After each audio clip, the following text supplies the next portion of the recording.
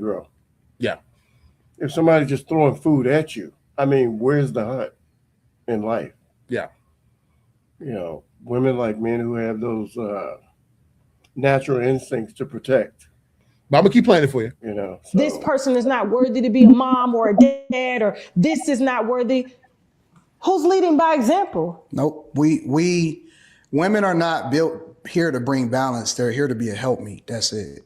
Balance. No, that's not balance. That's balance. That's to do what I told you. I am gonna help. No, that's not true. That's exactly what that it is. That is not true. That's exactly what it is. That is not true. And when she started to think for herself, and when she decided to go off and do her own thing,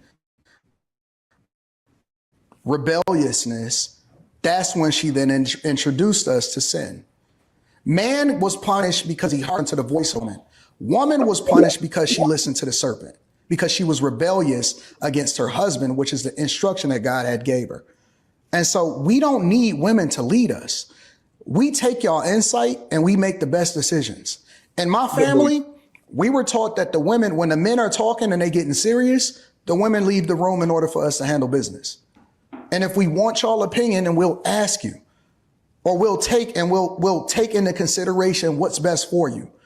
I believe in a benevolent dictatorship. I don't believe in a democracy in a way that we're governing relationships today. I'm not interested in you inserting yourself into men's business as a woman, not you specifically.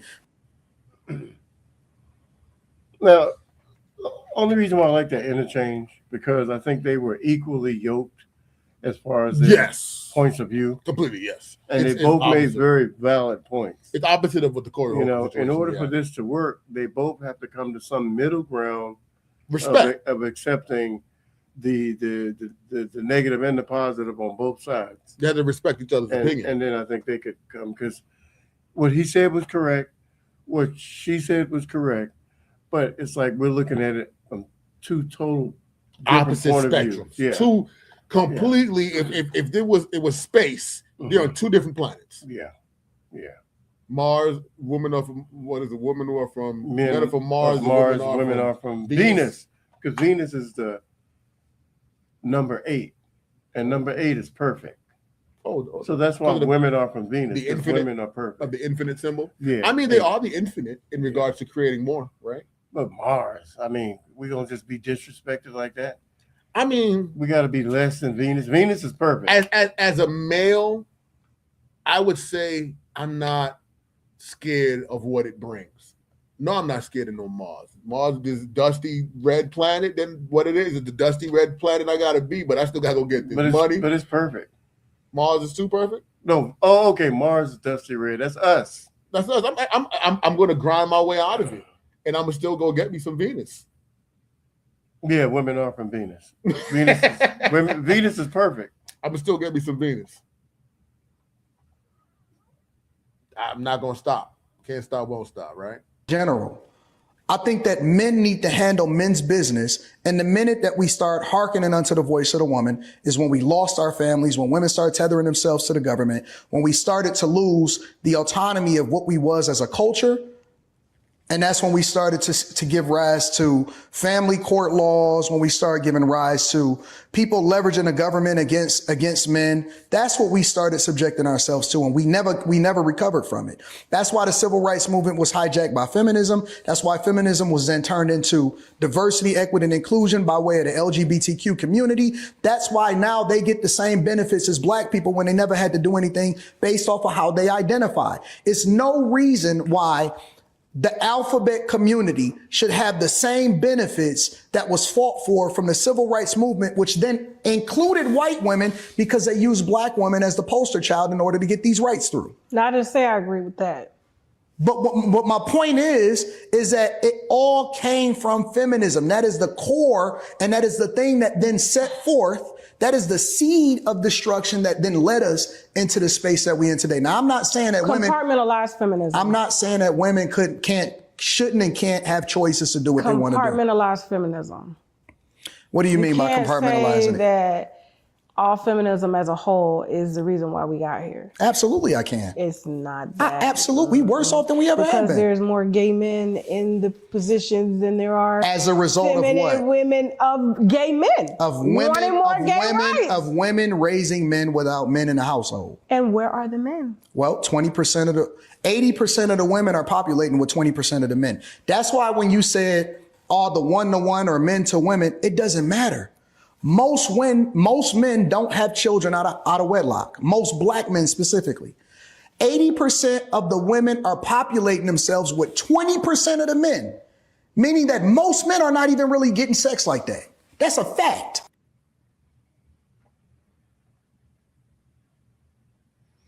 So you told me that today, that statistic and that data, and I referenced to you the movie Idiocracy. In the movie Idiocracy, which you haven't seen yet, and I say everybody on the planet needs to watch. I don't know if it's on Netflix or Prime. I think it's on Prime, but it's on one of those. And you young people, you guys know how Prime. You know how to watch it for free. Come on, son. I ain't going to front like y'all know to watch it for free. You know how to watch it for free too. Yeah, I do. Yeah. For free or for pay, put in the movie Idiocracy. And in the movie Idiocracy, I'm referencing the part where the not so smart guy, not so smart girl, he was like a jock, she was a cheerleader, and they're gonna get it. And he's knocking her off. He's in a small town, he's in a trailer park town, and he's knocking off all the women in the trailer park, and he's multiplying children like crazy. So you just see bloop, bloop, bloop, bloop, bloop, bloop, bloop. The map is getting crazy with his kids and his family. He dies a good life, an old man with a bunch of kids, a bunch of grandkids, and the women. Yeah. Then there's a couple that are very bright, very smart, educated. They're like, we don't want to have children yet. We're waiting for our, jobs to do better. We're waiting for more money. Another year come by. Yeah, we're still waiting where the job opportunity is not the way it wants, blah, blah, blah. The next time they have another video of them, the man's dead. She has gray hair. She could no longer, you assume she can't bear fruit, and he's gone. The world is going to multiply for those type of men. So I say, go get it. Yeah, well, I always tell people that, like, when you're young, enjoy being young and vibrant. And if you make a mistake, and you make one mistake. What? One mistake. Not like you kill somebody. No, we're not talking about those mistakes. Oh, okay. Live your life, enjoy yourself. It's okay to study hard. But I've seen valedictorians at the end of the year, whether they be in high school or college, make a speech on how they wish that they would have did some of the simpler things, but because they were chasing this goal, that they weren't able to be young and in the moment. They missed out on some things. Yeah, and if they could go back, they would have went to one of those wild parties on the weekends, because that's the whole experience. Man, you got to do it all. Yeah. You know how they say you can't have your cake and eat it too? Man, you figure out some way. You pay for it. Figure it out. Some entertainer or some big comedian said it. They were like, "No, I had it. I had my cake and I ate it too." Figure it out. You can have everything. Shout out to singer Dimash. We used to listen to Dimash, the opera singer. Oh yeah. And Dimash said in one of his songs, "You can have it all. You can have it all." Some people are having it all. The people that have it all are telling the people that don't have it that they can't have it all. I like a lemon raspberry filling and a sounds vanilla cake. Crazy tasty. Lemon raspberry. A lemon curd. Jeez, I don't know what that is. Oh man, it's just like lemon curd. Do you ever taste a key lime pie? I love key lime pie. It's like lemon curd is like key lime. Like that's but it's lemon. Damn. And it goes layered with like seedless raspberry on like a fresh cake with simple syrup. Yeah. Maybe a little Grand Marnier. Oh man, that cake is amazing. That sounds phenomenal. So phenomenal. You can have your cake. You might have to make it. Don't take it. Yeah, don't take your cake is out of the equation. You can have your cake and eat it too if you make it. Yeah. If you made the cake. If you made the cake, or you pay for the cake. But you can make the cake or you could pay for it. What would you suggest is the way to get it? I think you taking it is probably better than making it or baking it. Hold on. You either make it or pay for it, but you believe taking it is better. You could bake it yourself. That's making it. Yeah. Or You could pay for you it. could pay for it, go and buy it, Uh-huh. right? Or you could take it. And you say take it is better. Only if they want you to take it. If the cake is available. If you could make them want you to take it, you know, I'm going to reference one of our favorite shows, the Beverly Hillbillies. He was always being swindled out of his money. Remember, everybody always wanted to swindle But him. did he ever give the money up? I think he just played dumb He until the last always minute. played dumb to the last second, and he knew, but he drew them in and eventually made them give themselves up or follow his system. Or he brought them in as like some kind of employee or something. Like he always had a way to control the situation by making them assume that he wasn't taking it. You know, when I was a kid, I was looking at the Beverly Hillbillies with kid eyes. And then I saw it on TV Land or something. And I was like, Ellie Mae can get it. And we I was always like, say damn, that. Ellie Mae, I'll go out back and wrestle with you. Oh my gosh, she whooped tail too, yo. She whooped Jethro because Jethro. No, but other men used to like run away from her though when they would fight her or they'll try to like make a move on her. Okay, you know what? She had a dumb guy. Remember the she guy? was sweet. Very sweet young She lady. was very sweet, right? Mm-hmm. Very ladylike. She didn't curse. Mm-hmm. And she wanted to do what's right. But she was a tomboy. She was a good, wholesome country girl. But she was a tomboy. All country girls are tomboys. Mm. But she You was think in today's time they're still tomboys? Yeah, all country girls, when they're young, they're tomboys. Even currently. They got to do chores.